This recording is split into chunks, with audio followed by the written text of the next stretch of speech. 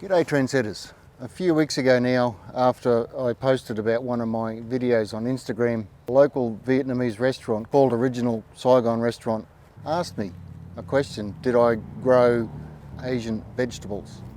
To which I sheepishly replied, no I didn't.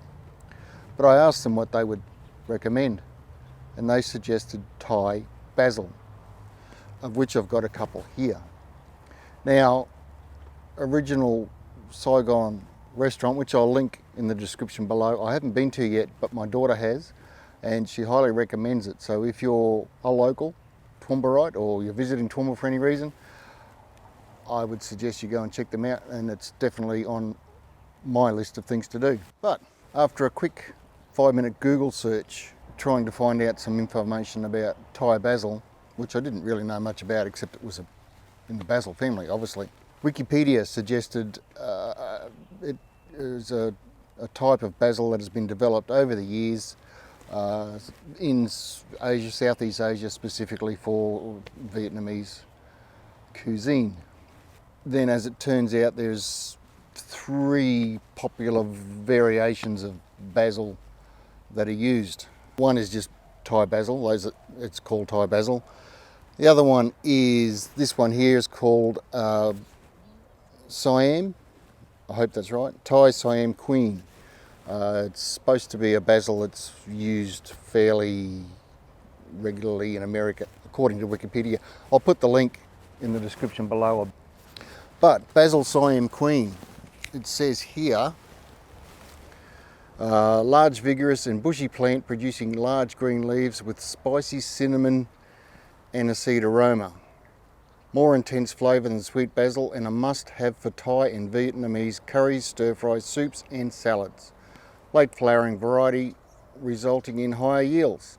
I figured, a few months ago now, I made a video about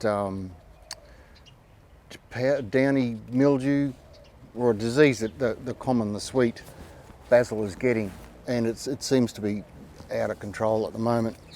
So I thought I'd give these two a go to see if they're affected by the disease, and or B, if they're not, then obviously I've got a replacement basil to the sweet basil.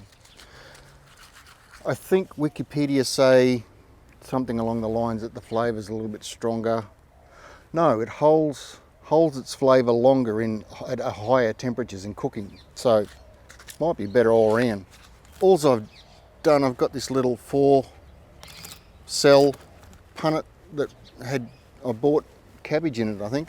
Okay, so in the spirit of recycling, I'm just going to use that again. Now, I think it says something like 5, where does it, no, it's on this packet. Sow spring to summer, all year round in warm regions. 5 millimetres, 1/4 inch deep and 30 centimetres, 1 foot apart, obviously after they come out of here in the ground. Keep moist, thrives best in a sheltered position with full sun and well-drained soil. Seedlings emerge in 10 to 14 days. Let's see how we go. 5 mils deep. So I'll just put the Siam at the front. Now, they're not a big seed by any stretch of the imagination, but seeing as I'm only planting, I'll put 2 seeds in each cell. One, and like I said, they are a very little seed. I might put 3 in that one just for giggles. So that's the Siam Queen.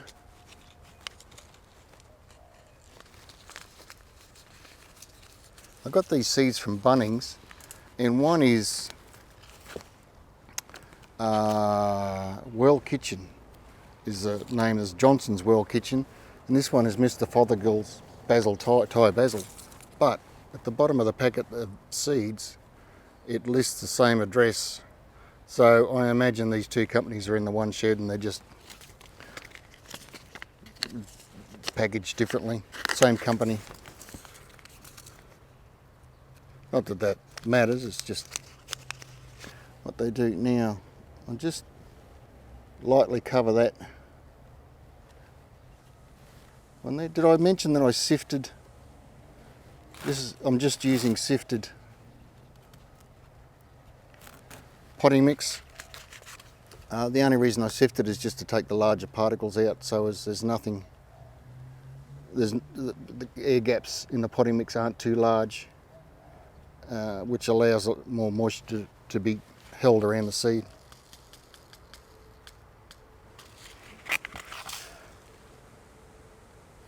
The only other reason I use sifted potting mix is because I can't be bothered buying seed raising mix, because basically seed raising mix is probably just sifted potting mix, so I might as well do it myself.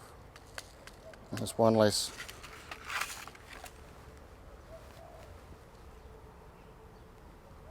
product I need to buy. So I will label those so as I don't get them mixed up, but at the moment I got Siam Queen on the left and the Basil on the right, and hopefully in 14 days I'll come back, 10 to 14 days, I'll start to see little basils. I'll just show you, I'll be right back.